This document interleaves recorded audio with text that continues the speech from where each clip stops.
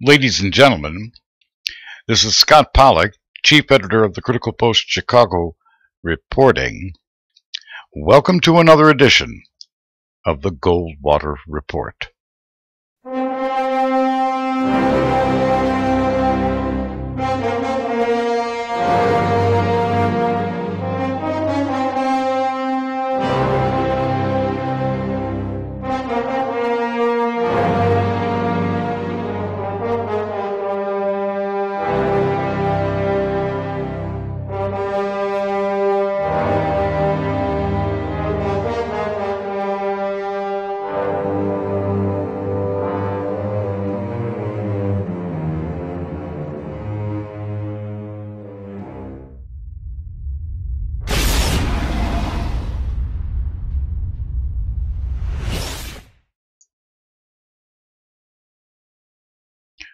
Ladies and gentlemen, as I said in our last news update of a couple of days ago, I told you that we were going to start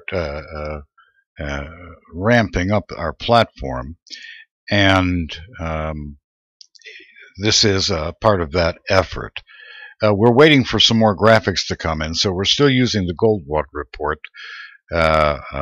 branding graphic.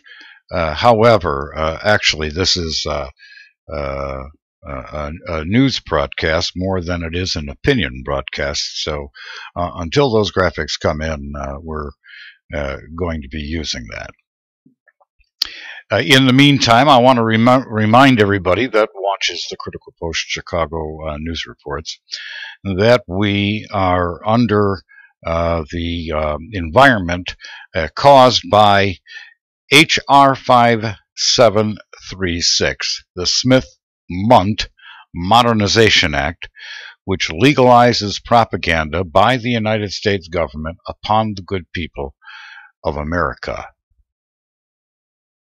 And it was included in the 2013 National Defense Authorization Act. So be very careful about what you're reading and listening to and watching on television.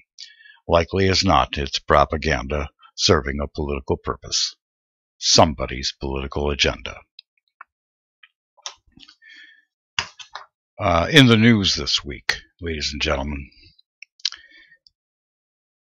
today, blues legend and proclaimed King of the Blues, B.B. King, died from complications as a result of Mr. King's long struggle to contain and manage his diabetes. He was reported to be in hospice a few weeks ago, and many folks in the music community were on a vigil hoping Mr. King would recover, though many like myself feared the worst.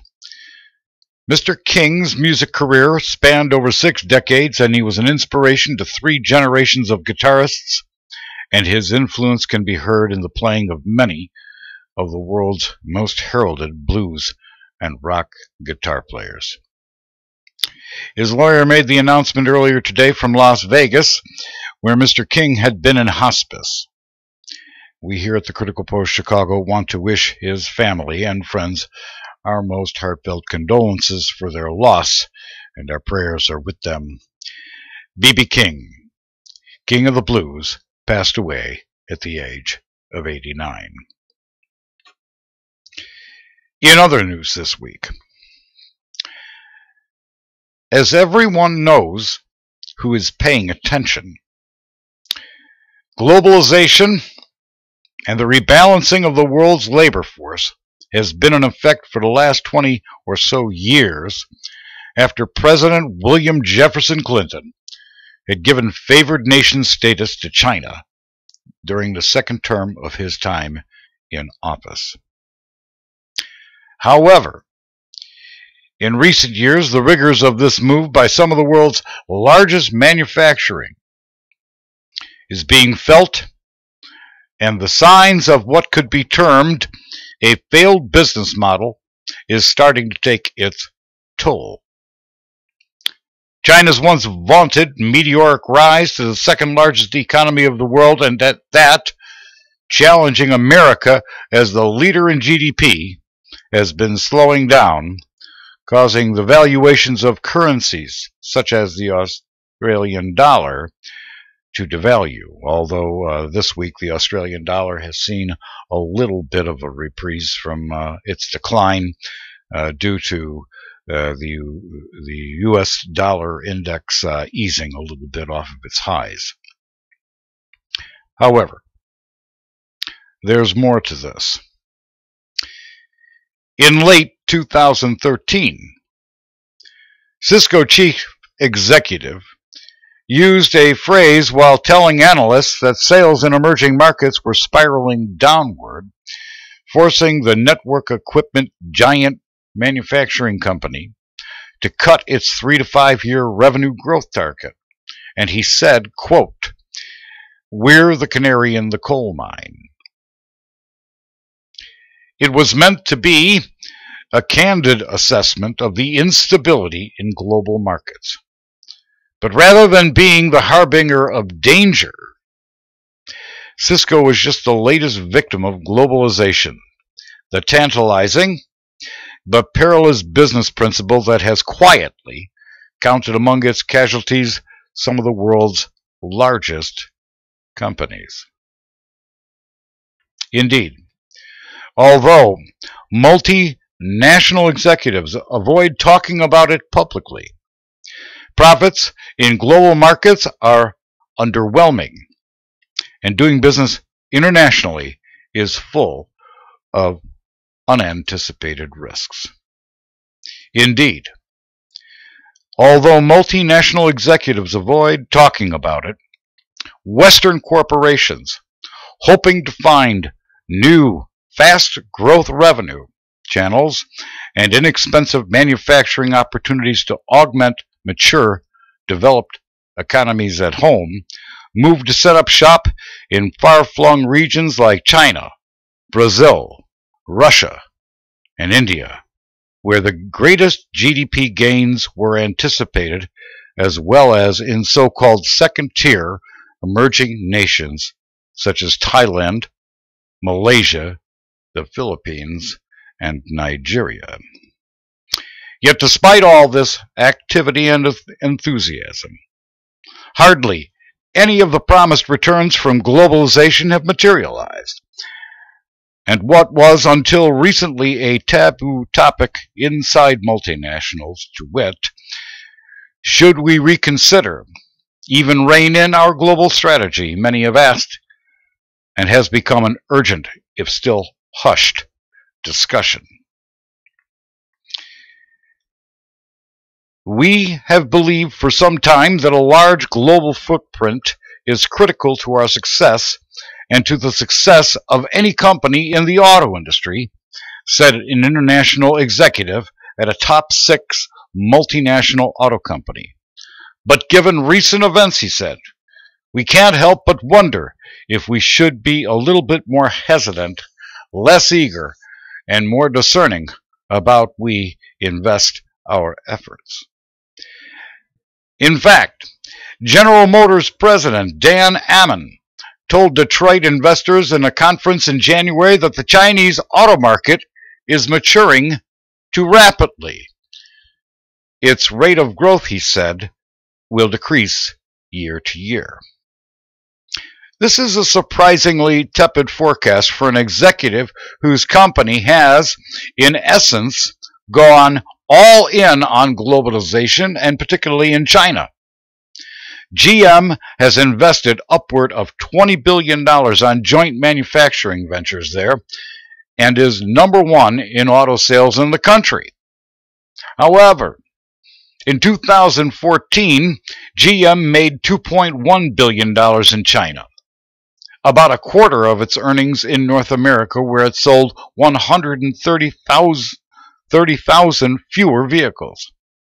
The problem is, around half of the vehicles that GM sells in China are a vehicle called Wulings, inexpensive, low-margin minivans designed by one of General Motors' Chinese partners, targeted mostly at commercial buyers.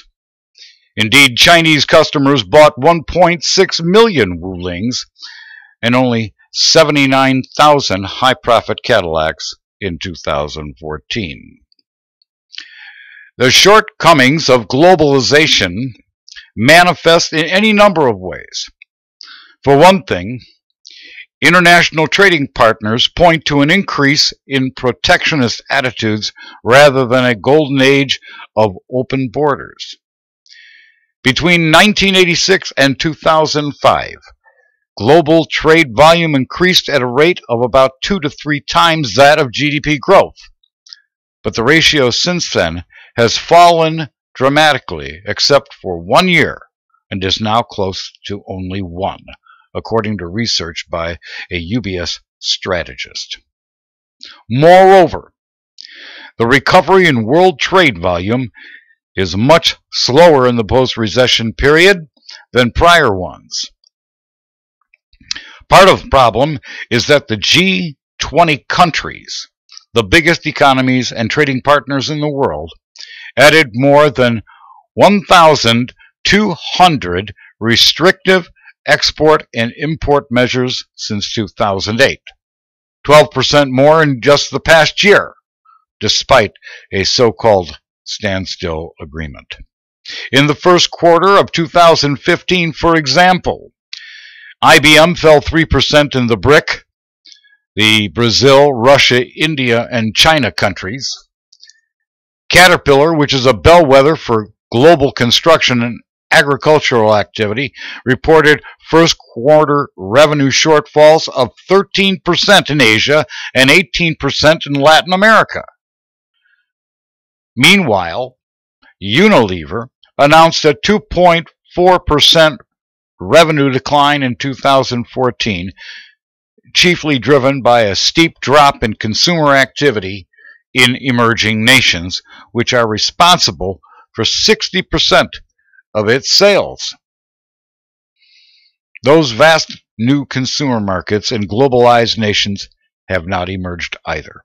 For example, Chinese household consumption accounts for about 34% of GDP in China, down 4 points in the past decade compared to a healthier 70% in the United States, and Chinese consumer diffidence is not an outlier.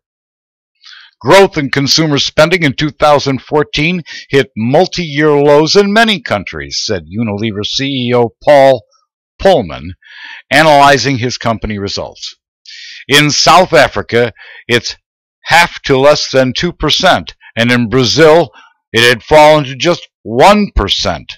There was no volume growth in these markets. Now, there's a myriad of reasons why these markets have lagged, some of them unique to specific countries or regions.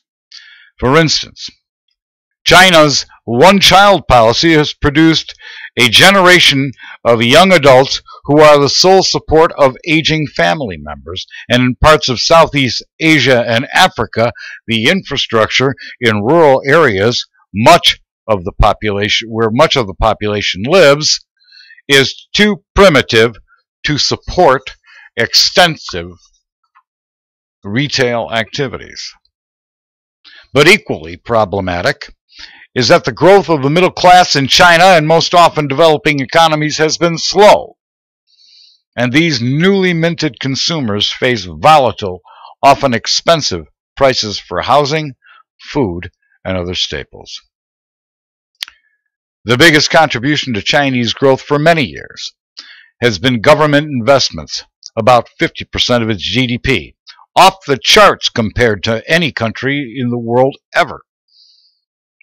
The current structural reform program hopes to move more toward a consumer-supported economy. But many are saying that will take quite a bit of time. Stocks today closed again near all-time highs. The S&P closed at 2122.73, just 3 points shy of its all-time high of 2125.92. The Dow was flat at 18,272 and 56, about 16 points shy of its all-time high of 18,288 and 63. The NASDAQ was down a bit at 4494.29. The dollar spot exchange rate closed at 93.230, shedding 0.25% during today's trading. Earlier in the week, Kyodo News reported that a magnitude 6.8 earthquake rocked a wide area of Japan, centering on the northeast early Wednesday, and observed in areas ranging from Hokkaido in the north to the Gifu Prefecture in central Japan. According to NHK, the strongest earthquake to hit Japan since 2011. As everyone recalls the meltdown at the Fukushima nuclear facility after a tidal wave hit Japan in 2011, a Japan nuclear expert said, "It's simply impossible to remove melted fuel from Fukushima. Corium has spread all over and could actually have gone through the floor of the containment vessel. Only way to deal with these reactors releasing dangerous radiation is to cover in concrete." He said it will take centuries of work. According to Professor Hiroaki Koide, a Kyoto University Research Reactor Institute scientist, now retired, said on April 24, 2015, quote, "Although what I've been describing is quite grave, we have an even more serious issue facing us, which is the reactor cores melted in units 1 to 3. He said, "What are we going to do about that?" He goes on, TEPCO believes that these are lumps of melted fuel, and they have this idea that they are somehow going to pluck out all of these lumps. They're saying that the first step they will take is to somehow plug the holes in the containment vessel. I believe this plan that has been presented is simply impossible to realize. We don't even have the technology or ability now to even determine where the holes are. And even if we were able to determine where the holes are, how can we possibly repair them? We do not have the means to do so. I think the fundamental assumption of TEPCO and the government that the melted fuel is sitting at the bottom in a nice little lump like a dumpling shape, I think that is impossible. It is an impossible proposition. Well, ladies and gentlemen, a couple of years ago, we reported that we had an interview with former atomic energy scientist and one of our associates, Mr. Gary Yantis. And Gary Yantis said we could be looking at an extinction level event. We reported this over 2 years ago. Nuclear fuel as a way of sticking around, and there are reports that vast parts of the Pacific Ocean basin, which have been rendered completely lifeless, is 100% accurate. We'll have more on that later. And now, ladies and gentlemen, for today's Paranoia Patrol.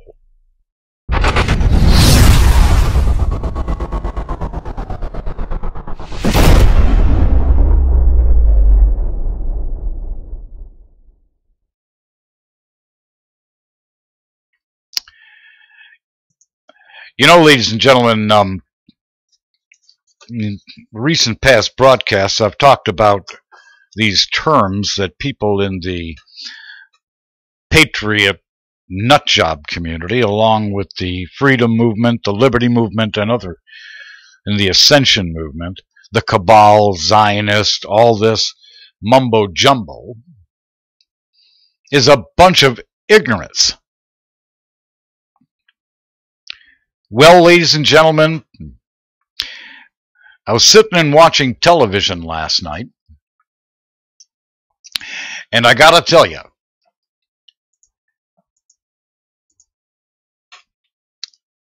It is amazing. Now I'm about to play you a clip that landed smack dab in the middle of the Blacklist. So it's a fun show to watch. I mean, you know, as nihilism goes. And anybody who's paying attention to what the heck we're doing from this news desk knows that semantical operations by the CIA are very clever. As a matter of fact, a couple of years ago, Amber Lyon, a CNN reporter, came out and said, hey, there's CIA implants over here at CNN. And she basically, I'm not sure because I have not bothered to interview her, but I believe that she lost her job after speaking out about it. CIA implants at CNN. Semantical operations are very interesting. The intelligence agencies in this country are in full swing. Now, should you be worried about anything? Is there anything that you can do about it? Well, until you have the vote of no confidence, you can't do anything about it. Voting for a Republican Party candidate or a Democratic Party candidate isn't going to do anything about it. You can't answer something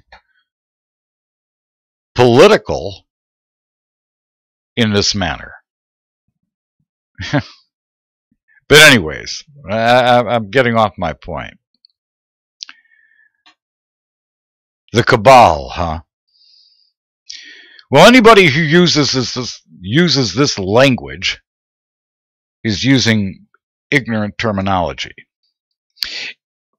If you want to do something about your discomfort with all of this, maybe you should start writing the executives of all of these companies. Big oil, big defense, big banking, big media, big manufacturing. Start looking up the boards of directors and start flooding their inboxes with physical mail. Send it certified, registered, return receipt requested.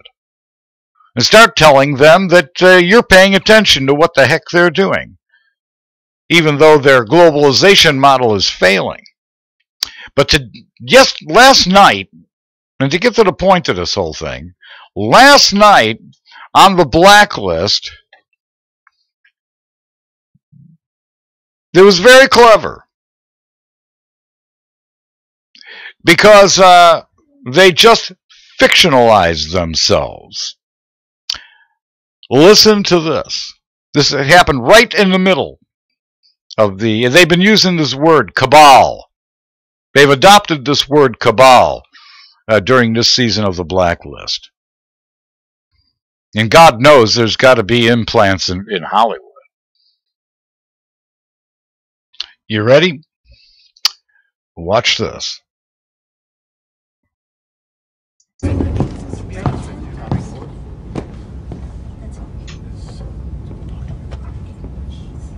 My name is Raymond Reddington. The United States government has placed me atop the country's list of most wanted fugitives for a colorful and not uninteresting assortment of crimes, most of which I have committed. That's who I am. You, in turn, are, by my estimation, 11 of the finest investigative journalists in the world. I'm here to tell you a story. I'm sure you recognize many of the faces behind me. They are among the most powerful men and women on the planet. They are also part of a global conspiracy, a shadow organization that spans across every continent and has for the last 3 decades, consisting of leaders in world government and the private sector. Some call this group the cabal. The world you live in is the world they want you to think you live in. They start wars, create chaos, and when it suits them, they resolve it. Cabal members will move more money in the next quarter than the World Bank will in the next year. Their alliance affects sea change in every aspect of human life. The value and distribution of commodities, money, weapons, water, fuel, the food we eat to live, the information we rely on to tell us who we are. What exactly do you expect us to do with this information? Study it, investigate it to determine the truth, and then report it. Let me be clear. Investigating this group will immediately position you as a threat. If you do what I'm asking, you will be putting your lives and the lives of those you love at grave risk. In the end, the truth will out. Not all of us will live to see that day, but the truth will out.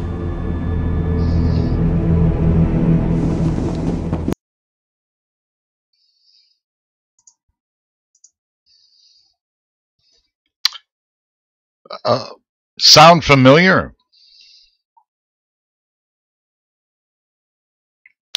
Ladies and gentlemen,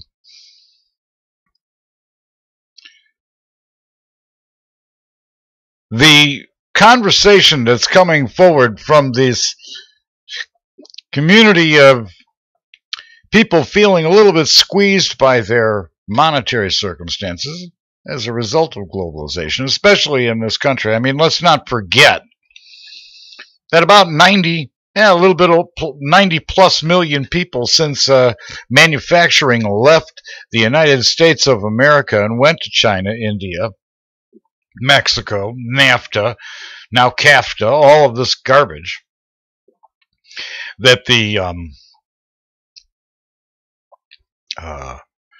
major manufacturing players have been all part of and paying their lobbyists to champion. Left a lot of people at home with nothing to do, no retirement. A lot of people lost a lot of stuff. So you got a bunch of Americans, probably not as many in Canada, but a lot of Americans feeling the pinch. And so to vent their frustration, they sit on the internet and grumble. A lot of them are in the patriot movement, the freedom movement, the liberty movement, because they don't know how to start their own businesses. They don't have any resources like this available to them. They don't have the creative capacity. So they sit at home and they grumble. And they listen to all of these cyber messiahs and other kind of people, looking to blame something and somebody. And then people come on. I don't know when this whole cabal thing started. I know this whole Zionist thing, I believe, probably, as I recall, started with a lot of the stuff that Alex Jones talks about. The Zionists. It's the Jews' fault. You know, they're the ones that control all the money, which is not true. But that's besides the point. Ladies and gentlemen, you people in that community that think you know what you're talking about, well, you've just been fictionalized. Now, is there a bunch of people at the top of the power structure? Of course there are. What's changed since the beginning of history? I'll tell you, nothing has changed since the beginning of history. There's always been people, a small amount of people at the top, and a whole heck of a lot more people at the bottom, and even more people in between the top and the bottom these days, especially over the last century. And they call us the middle class. You know, they put us in boxes as if to marginalize us. The cabal, huh? Well, they just put it on television, ladies and gentlemen.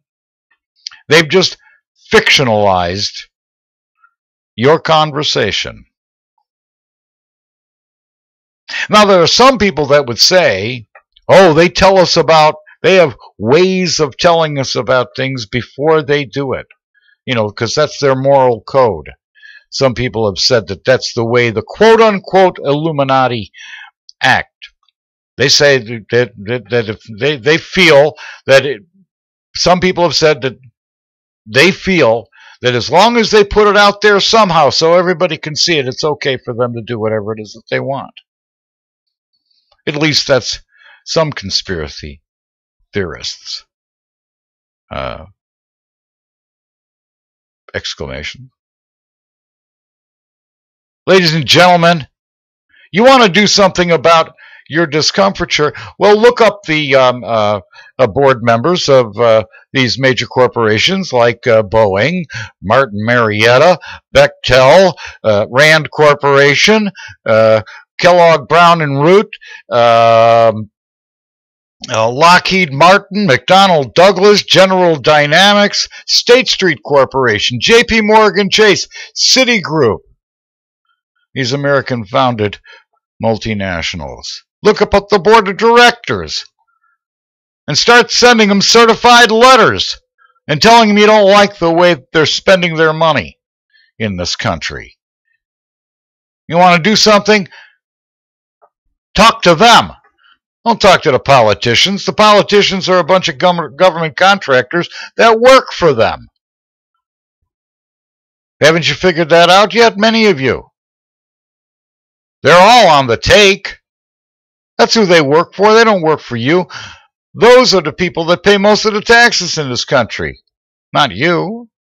Most of the taxes come from the top 5% of the people in this country, and they're the ones that are stupid enough to pay for this government. They're gaming the system. We should watch this again. You can see it. Just go to NBC.com and look for the Blacklist and watch that segment again. All right.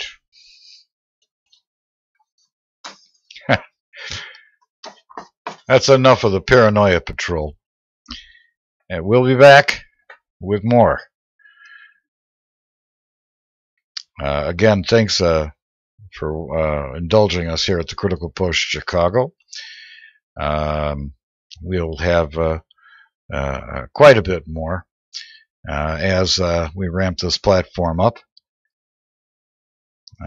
Again, my name is Scott Pollack, Chief Editor of the Critical Post Chicago, reporting. Thanks for watching another edition of the Goldwater Report. That is all.